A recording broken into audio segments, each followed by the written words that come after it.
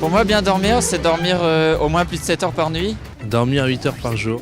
Par nuit, moi personnellement je travaille la nuit, alors on va dire 4 heures. Avec un bébé, c'est pas facile de bien dormir justement. Se couchant souvent à la même heure, se lever à la même heure, c'est peut-être la meilleure façon de se régler. C'est important d'avoir un bon sommeil parce que ça permet d'être plus performant dans la journée. Parce que sinon après j'arrive plus à bosser bien quoi. Pour pouvoir se concentrer aussi.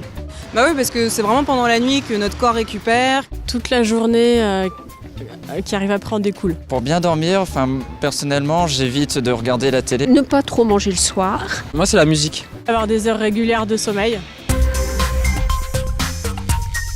Dormons-nous bien? Dans son premier baromètre qui mesure l'état de forme des Français, AXA Prévention a essayé d'en savoir plus sur nos habitudes en matière de sommeil. Céline Soubrane, secrétaire générale d'AXA Prévention, revient pour nous sur les principaux enseignements de cette étude.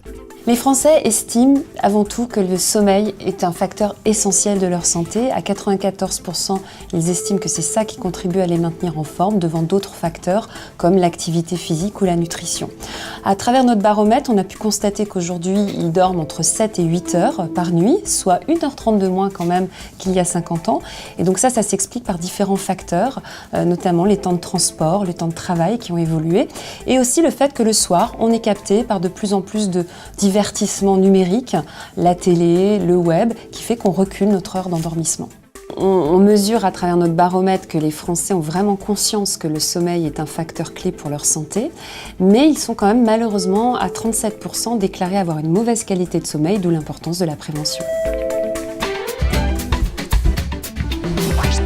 Bien dormir, c'est bon pour la santé. Mais quelles sont les règles essentielles à bien respecter pour avoir un sommeil de bébé? Et pour que vos insomnies ne soient bientôt plus qu'un mauvais rêve? Pour le savoir, nous sommes allés demander conseil au docteur François Duforest, médecin du sommeil à l'Hôtel-Dieu à Paris.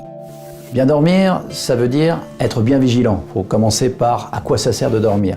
Ça veut dire aussi dormir une quantité suffisante. Toutes les études montrent qu'entre 6 et 8 heures par 24 heures, c'est une quantité suffisante et surtout une qualité suffisante.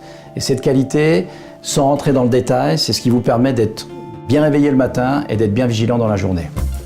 Les conséquences d'un mauvais sommeil sont déjà à court terme.